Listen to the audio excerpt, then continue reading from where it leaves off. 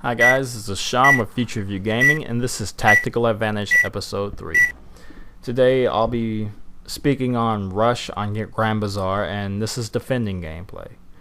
Now, Grand Bazaar is my favorite Rush map, and it's one of the harder maps to really master Rush on. I haven't mastered it yet. I just have a lot of fun with it because you have those moments where you get those maniacal laughing moments where you get these nice back rages where you have like 5 or 6 people trying to push through one area and you end up behind them and you get a lot of kills. I think the best I've done on this map on a 100 ticket server was 85 kills, I believe, and I only recorded half of that match because it went on for about an hour and a half because we got in such a stalemate. It was a really good match though. I had a lot of fun with it. Now, right here, the little push inside to the bomb, that was just real sloppy. This is me still getting back in the battlefield.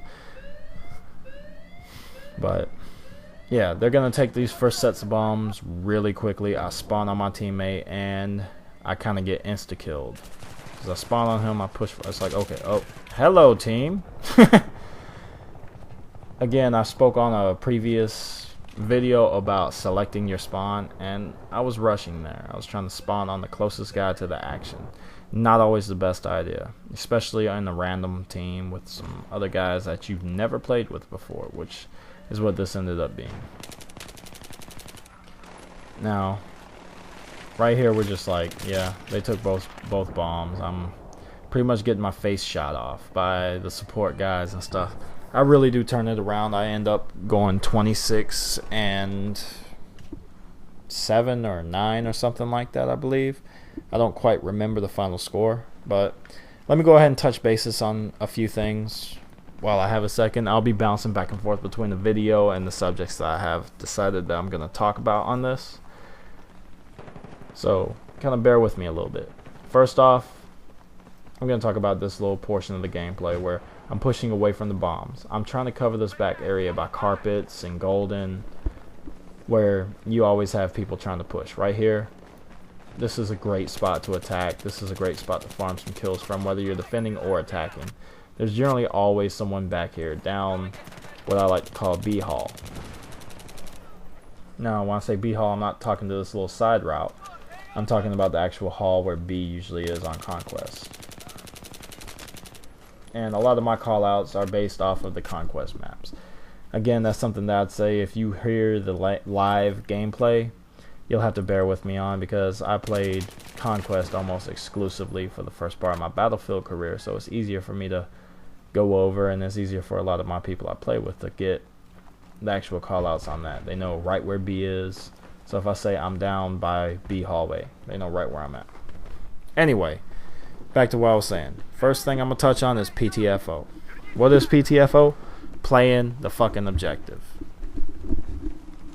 And people say, Sean, you're not playing the objective right now. I'm covering different lanes. I covered the lane, and I go to this little back rage area.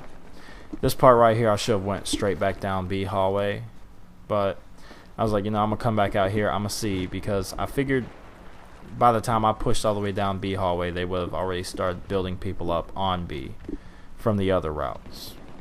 Granted, my team has been doing very good on defending, and they're a pretty good defensive team that I played with, but as you see right here, it's getting kind of crazy over here, so I'm like, alright, let me get back here. Right here, this is a quick selection. Do I want to kill the medic or do I want to kill the support guy? Medic. Always kill the medic. Why? Because the medic can revive and pretty much negate any work that you just did. That one ticket you just took away just got credited back. That one guy you just took away from an objective just got pulled back in. And my teammate revived me. This guy was a pretty good medic. He kept on with the revives and really kept it up. Now, covering bombs 1 and 2, the secret is keeping this hallway clear and keeping the back hallway clear, the A hall. Once again, that will stand true to the third set of bombs too. Keeping this little area right here where this bomb is going to be your main hub, where your enemy's mainly going to be at. They're going to try and pour through the hallway to hit A, and they're going to try and pour through the hallway by old A, which is the A for this set, the A that already got took. They're going to try and pour through there to take B on the next set of bombs. So, just a little quick hint, you know right where the enemy is. It's good to cover those main bases, because if they get to B, you're screwed on A.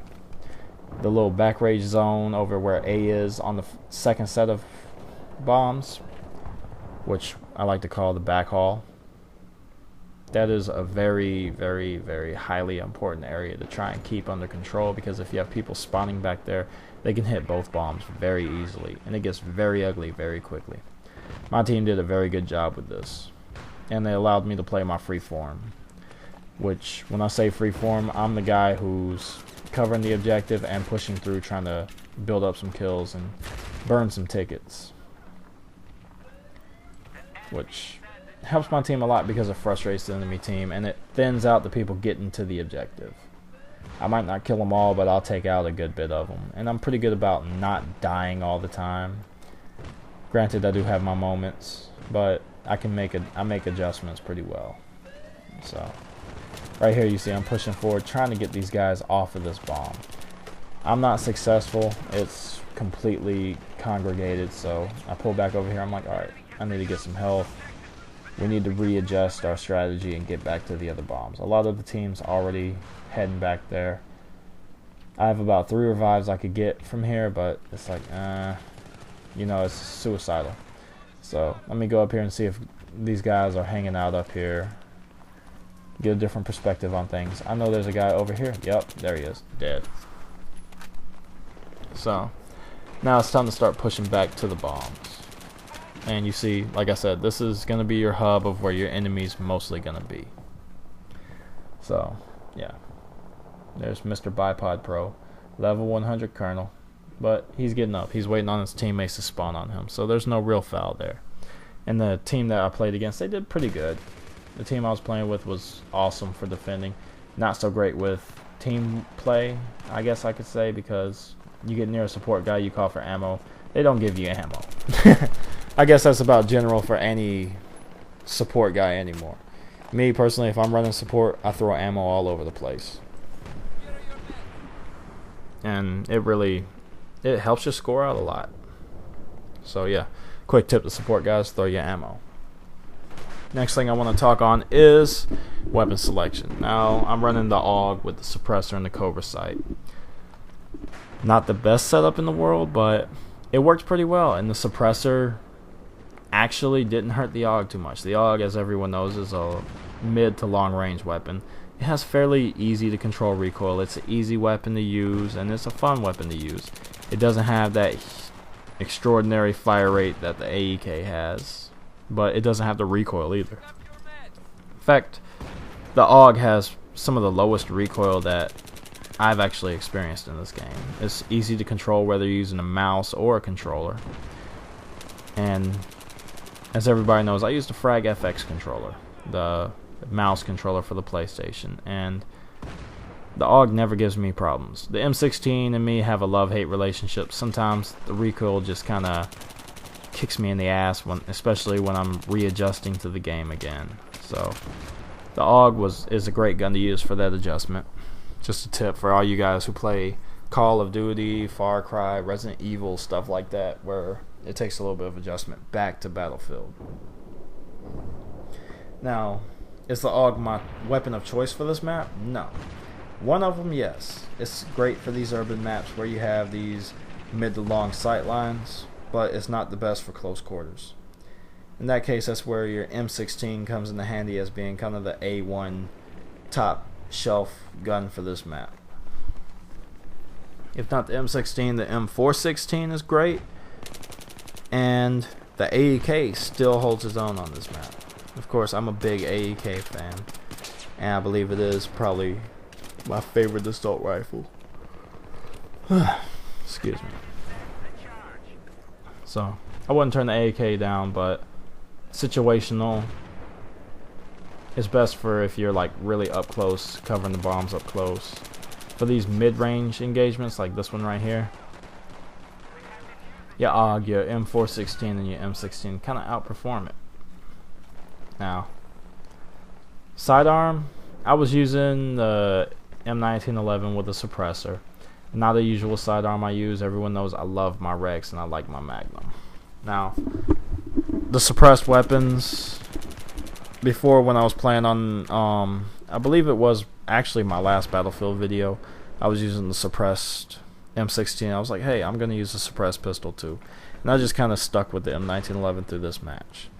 The AUG, initially I was planning on heavy barrel, and I usually have the heavy barrel equipped. That's why I just kind of switched to it and went with it. But I guess before, when I used it, which it's been a long time since I used the AUG, I didn't keep the heavy barrel. I had the suppressor. And that was maybe back when close quarters actually came out. So it's been a while since I really got use out of the AUG. And I gotta say, I will be using the AUG a lot more. It is not my go-to gun, but I'm enjoying the hell out of it. I like the Scar L, but I like the AUG a little bit better as far as the close quarters weapons for the assault kit go. Now, with this style map, your urban area, the most important thing about covering these bombs outside of covering those lanes is keeping the armor under control. We did a pretty good job of that because the team we were playing against didn't know how to use the armor. If I'm on the other team and I see the way my team is doing, we got that back hallway locked. You can't push to that bomb. What's your best bet? Try and get some kind of armor up there. Try and put a lot more pressure on those guys who are back in that hallway to move forward, and try and help the guys back here on the bombs.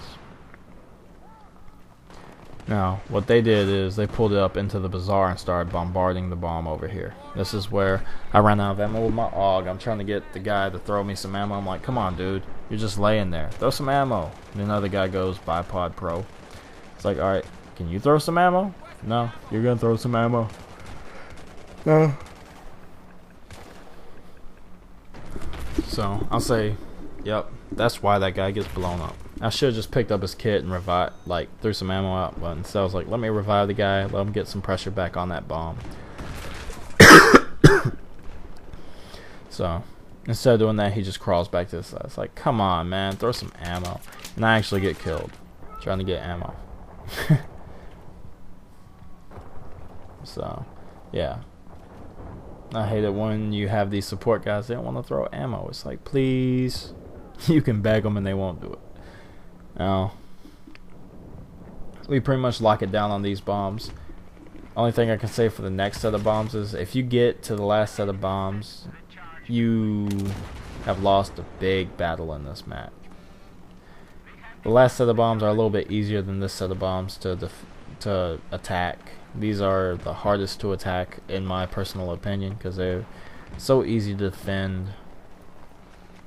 You know where your team's coming from. The other bombs are a lot harder to defend. There's more routes to take.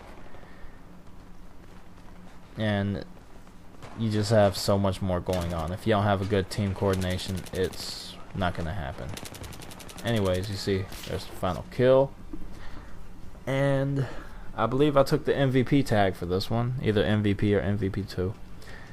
Either way, I had fun with this game. And, yep, 26-7. It's not bad, considering I haven't played much Battlefield. So, either way, if you like this series, let me know. Leave a comment. Tell me what you'd like to hear. Tell me what kind of tips you want. What kind of gameplays you want to see. Leave a rating.